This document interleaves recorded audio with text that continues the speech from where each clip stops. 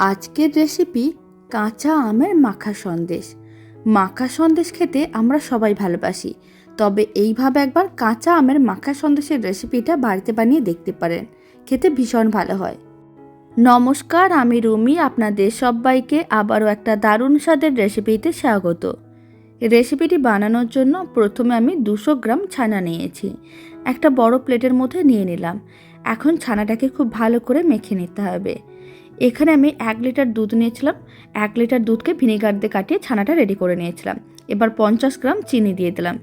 যেহেতু মাখা সন্দেশ খুব বেশি মিষ্টি হয় না, তাই এখানে আমি 50 গ্রাম চিনি দিলাম। চিনির সঙ্গে ছানাটা খুব ভালো করে মেখে নিতে হবে। প্রায় 4 থেকে 5 মিনিট খুব ভালো করে মেখে নিয়েছি। 4 মিনিটের মতন খুব ভালো করে মেখে নিয়েছিলাম। ছানাটা বেশ নরম হয়ে গেছে। এখন আমি দিয়ে দিলাম প্রায় 50 গ্রামের মতন গুঁড়ো দুধ। গুঁড়ো দুধটাও একসঙ্গে খুব ভালো করে মিশিয়ে নিতে হবে। আর এইভাবে অল্প একটু গুঁড়ো দুধ দিলে মাখা সন্দেশটা খেতে অনেক বেশি ভালো লাগবে। খুব ভালো করে গুঁড়ো দুধটাও মিশিয়ে নিতে হবে। সমস্ত কিছু খুব ভালো করে মেশানো হয়ে গেছে। মিশ্রণটা একেবারেই রেডি। এক সাইডে রেখে দিয়েছি, এতে চিনিগুলো মেল্টও হয়ে যাবে। এদিকে একটা মিক্সির জার নিয়েছিলাম, তার মধ্যে কিছুটা পরিমাণ আমের টুকরো দিয়ে দিলাম আর দিয়ে দিলাম জল। তারপরে খুব ভালো করে পেস্ট করে নিতে হবে। আমের টুকরোগুলোকে অল্প জল দিয়ে খুব ভালো করে পেস্ট করে নিয়েছিলাম। এবার মিশ্রণটাকে একটা কড়াইয়ের মধ্যে নিয়ে নিতে হবে। পুরো মিশ্রণটাই দিয়ে দিতে হবে। আর যে আমের টুকরোগুলো থেকে গেছে সেগুলোকে তুলে নিয়ে নিতে হবে।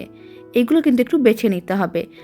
আপনারা চাইলে ছাঁকনি দিয়েও মিশ্রণটাকে কড়াইয়ের মধ্যে দিতে পারেন, তাহলে এতে কোনো রকমের টুকরো আর যাবে না। খুব ভালো করে বেছে নিয়েছিলাম। মিশ্রণটা একেবারেই মসৃণ।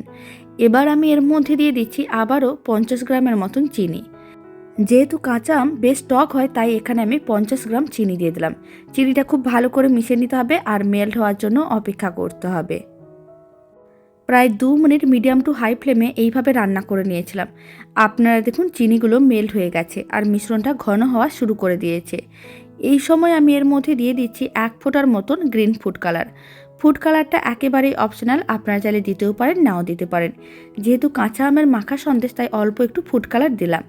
এতে মাখা সন্দেশটা দেখতে ভীষণ ভালো লাগবে। ফুড কালারটাও খুব ভালো করে মেশানো হয়ে গেছে। এবার মিশ্রণটাকে নাড়াচাড়া করে আবারও একটু ঘন করে নিতে হবে। আরও 2 মিনিটের মতন রান্না করে নিতে হবে।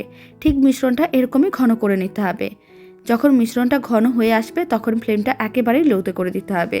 আর মিশ্রণটার মধ্যে দিয়ে দিচ্ছি মেখে রাখা ছানা, মানে ছানা, চিনি ও গুঁড়ো দুধ মিশিয়ে যে মিশ্রণটা রেডি করে রেখেছিলাম সেটা দিয়ে দিতে হবে। আর খুব ভালো করে সমস্ত কিছু একসঙ্গে মিশিয়ে নিতে হবে। এইভাবে প্রায় 5 মিনিটের মতন নাড়াচাড়া করে নিতে হবে। মিশ্রণটা রেডি হয়ে গেছে। এর থেকে আর বেশি ঘন করার দরকার নেই, তাহলে মাখা সন্দেশ শক্ত হয়ে যেতে পারে। গরম অবস্থায় যে কোনো একটা পাত্র নিতে হবে, তার মধ্যে পুরো মিশ্রণটা দিয়ে এইভাবে একটু সেট করে নিতে হবে। আর 1 ঘন্টার মতন ফ্রিজে রেখে ঠান্ডা করে নিতে হবে। এতে মাখা সন্দেশটা খুব সুন্দরভাবে রেডি হয়ে যাবে। এবার আমি আপনাদের 1 ঘন্টা পরে দেখাচ্ছি। 1 ঘন্টা ফ্রিজে রেখে ঠান্ডা করে নিয়েছিলাম। মাখা সন্দেশটা একেবারেই রেডি। আর এই দারুণ স্বাদের কাঁচা আমের মাখা সন্দেশের রেসিপিটা শেষ পর্যন্ত দেখার জন্য অসংখ্য ধন্যবাদ। আর ভালো লেগে থাকলে আপনারা যদি ফেসবুক থেকে রেসিপিটা দেখছেন, পেজটিকে ফলো করে নেওয়ার অনুরোধ রইল। ইউটিউব থেকে দেখলে চ্যানেলটি সাবস্ক্রাইব করে নেওয়ার অনুরোধ রইল। তো চলুন, ভিডিওটা আমি এখানে শেষ করছি। আপনারা সবাই ভালো থাকবেন, সুস্থ থাকবেন। আপনাদের সঙ্গে আবার নতুন রেসিপি নিয়ে দেখা হচ্ছে।